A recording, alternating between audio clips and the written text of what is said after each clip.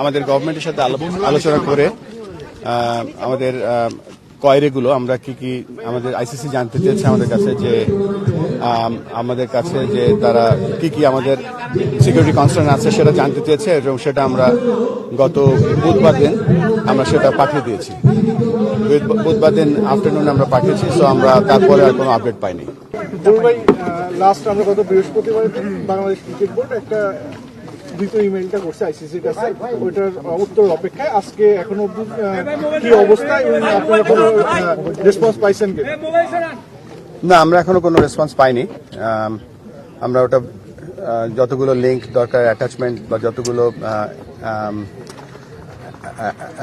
Information দেওয়ার সব আমরা দিয়ে দিয়েছি। সো আমরা ওয়েট করছি আইসিসি আমাদেরকে কি জানায়। বুলবুল ভাই, আপনার সবসময় বলেছেন আসলে দেশের স্বার্থে কখনো আপোষ করবেন না, আসলে আপনার শেষ পর্যন্ত ওই স্ট্যান্ডেই থাকবেন কিনা, এবং মানে যদি বলা হয় যে ভারতের অন্য ভেন্যুতে খেলতে আপনাদের সিদ্ধান্তটা কি হবে? ভারতের অন্য ভেন্যু তো ভারতই, তো ভেন্যু বলে তো কোনো কথা নেই। তবে আমাদের যেহেতু আপনারা জানেন যে আমরা এই বিশ্বকাপের ব্যাপারে একক সিদ্ধান্ত নিচ্ছি না, আমরা গভর্নমেন্টের সাথে আমরা আলোচনা করে সিদ্ধান্ত নেব এবং যেখানে আমরা দাঁড়িয়েছিলাম এখন সেখানেই আছি। যদি একটু মোটা দাগে একটু জানতে চাচ্ছি, যদি মানে আইসিসি জানায় যে না ভারত থেকে সূচি সরানো যাবে না, পূর্বের সূচিতেই খেলতে হবে, শ্রীলঙ্কায় খেলার কোনো সুযোগ নাই, সেক্ষেত্রে বাংলাদেশ এই বিশ্বকাপে পার্টিসিপেট করবে কিনা? এই মুহূর্তে কিছু বলতে পারছি না, ওই চিঠিটা না আসা পর্যন্ত। ভাই, দুই দেশের সরকারি পর্যায়ে কোনো আলোচনার চান্স আছে? আমি এখনো কিছু শুনিনি এই ব্যাপারে। বুলবুল ভাই, আমরা বিভিন্ন জায়গায় শুনছি, যদিও মিডিয়া থেকে শোনা, আসলে হায়দ্রাবাদ বা চেন্নাইতে মানে অফার দেওয়া হয়েছে আনঅফিসিয়াল, এটা কি সত্য কিনা? এবং না, আমি এই ব্যাপারে কিছু শুনিনি।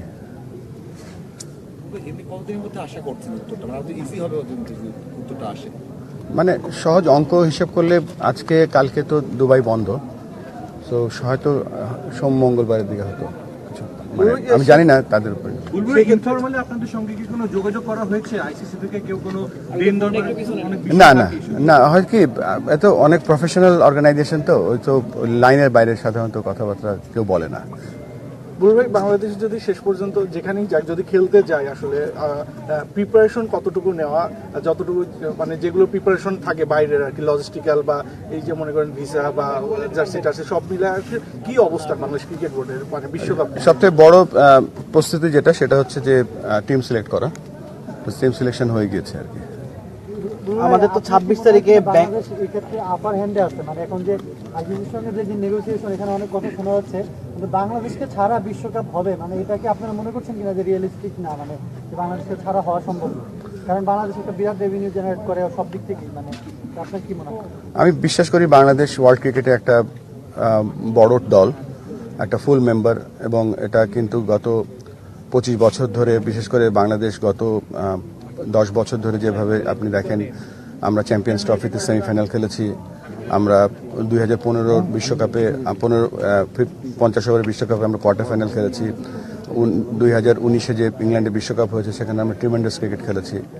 সো সব কিছু মিলিয়ে বাংলাদেশ অবশ্যই একটা বড় দল, এবং আমরা বাংলাদেশকে ভাবি যে বিশ্বের অন্যতম একটা সেরা দল, এবং এই টি-20 বিশ্বকাপে যেহেতু এটা সাবকন্টিনেন্টে হচ্ছে সেটা আমাদের জন্য একটা বড় অ্যাডভান্টেজ। সবকিছু মিলিয়ে আমরা সবসময় বলে থাকি বাংলাদেশ একটা এক্সাইটিং ক্রিকেটিং টিম, তো এই বিশ্বকাপেও বাংলাদেশ ইনশাআল্লাহ ভালো খেলবে। মুস্তাফিজকে কি ফিরতি অফার দেওয়া হয়েছিল, এমন একটা গুজব ছিল? না, আমাদের সাথে কোনো আলোচনা, এটা সম্পূর্ণ একটি ফেক নিউজ ছিল।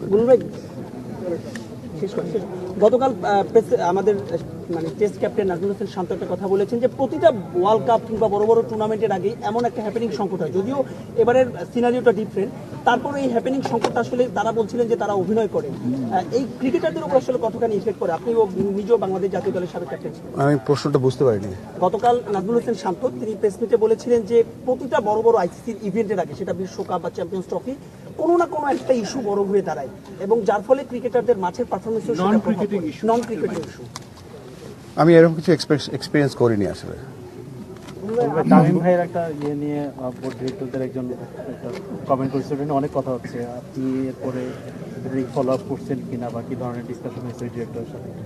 আমি তাকে, যেহেতু তিনি তার ব্যক্তিগত ফেসবুক থেকে সেটা লিখেছে, এবং তাকে আমরা বলেছি যে আপনি এটা রিজয়েন্ডার দেন, তার উপরে আমার কাছে মনে হচ্ছে যে একজন বাংলাদেশ জাতীয় দলের অধিনায়ককে আমরা যেভাবে দেখেছি, যেভাবে পারফরমেন্স করেছে, তাকে শুধু তাকে না, এই ব্যাপারটা হয়তো আমাদের লেখার আগে একটু চিন্তা করা উচিত ছিল, রেসপেক্ট করা উচিত ছিল আরো। রিজয়েন্ডারটা যেমন মানে যেমন পত্রিকা একটা রিজয়েন্ডার দেয় সেটা একটা মানে এটা কেমন একটু এক্সপ্লেইন করতে পারেন? এটা তো তার ব্যক্তিগত ব্যাপার, আমার বলার দরকার বলেছি আর কি। মানে কারণ দর্শনের একটা এটা কি কারণ দর্শনের মতো ফর্মাল, ব্যাপার? হ্যাঁ। কি ফর্মাল চ্যানেলে চেয়েছেন না ইনফর্মালি চেয়েছেন? তিনি নিজেও তো একজন ডিরেক্টর, তো আমরা আমাদের বোর্ড মিটিং আছে 24 তারিখে সম্ভবত, তখন আমরা ব্যাপারটা নিয়ে আরো খোলাখুলি আলোচনা করবো নরমালি তো আমাদের 26 তারিখে ইন্ডিয়া যাওয়ার কথা ছিল যদি সব ঠিক থাকতো। ইনশাআল্লাহ। এখন এই মুহূর্তে যদি আমাদের ইন্ডিয়াতে না যাই, সেই ক্ষেত্রে আমাদের কি বিকল্প কোনো প্ল্যানিং আছে কিনা?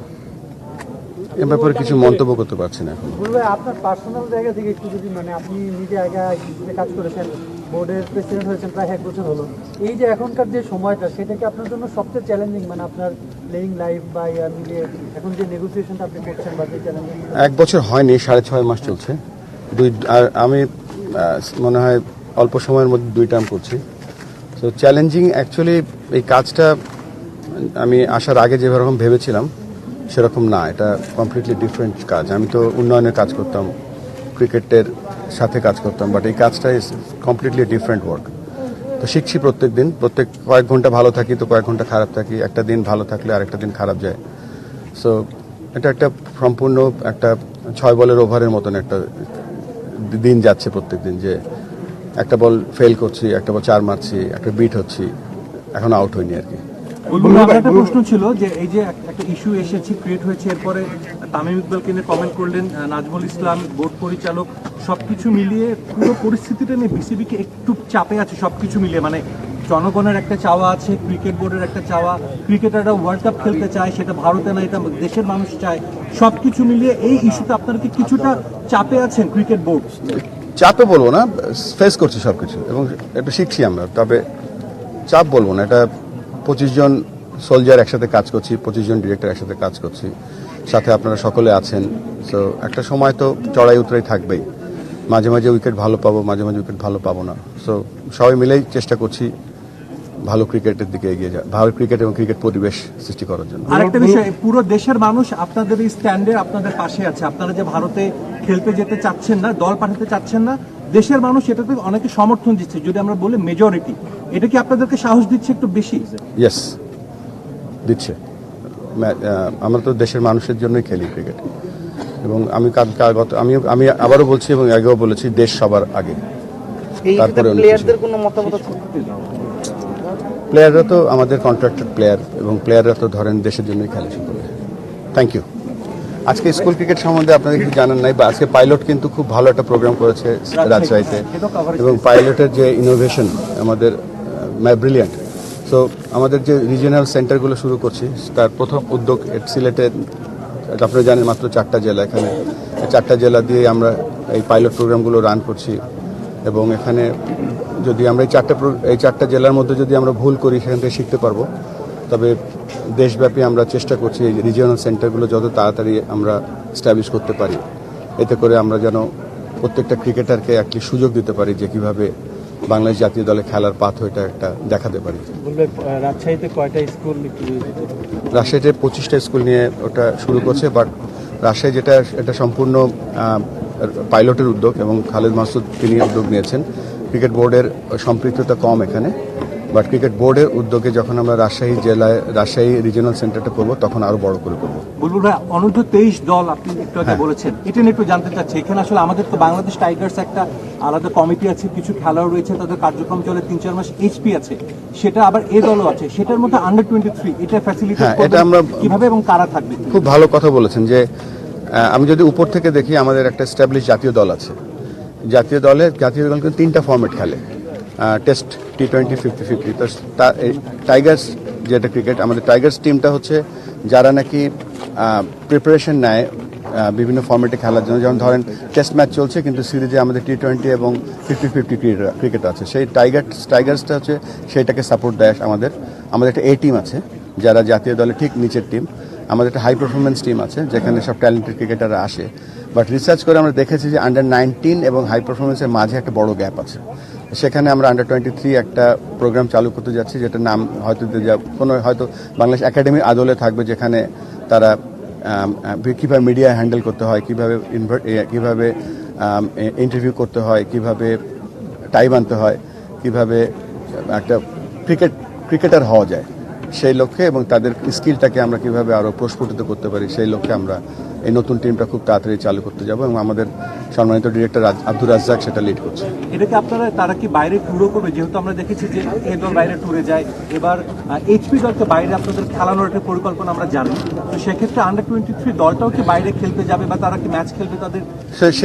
সেই প্ল্যানিংটা এখন হয়নি, তবে হাই পারফরমেন্স নিয়ে আমি একটু বলতে চাই। এখানে হাই পারফরমেন্স একটা হচ্ছে ইউনিট, যে ইউনিটটা আপনি হাই পারফরমেন্সের ট্রেনিং ডিজাইনটা এমন হওয়া উচিত, মনে করেন যে জাতীয় দলে এখন জাতীয় দল 2026-এ ফুট ক্রিকেট খেলছে, 2026-এ ক্রিকেট খেলছে, দেখা গেল যে সেখানে টিমের মেন্টাল স্টেটটা হয়তো আরেকটু উন্নয়ন করা উচিত, বা ফাস্ট বোলিং আরেকটু বেটার খেলা উচিত, বা স্পিন আরেকটু বেটার খেলা উচিত। এই যে ফাইন্ডিংসগুলো আছে, এই ফাইন্ডিংসগুলোর অ্যাকচুয়াল ট্রেনিং কিন্তু হাই পারফরমেন্সে হওয়া উচিত, যেখানে নাকি যখন 30-এ বা 32-এ যখন বাংলাদেশ খেলবে এখানে প্লেয়ার রেডি থাকবে।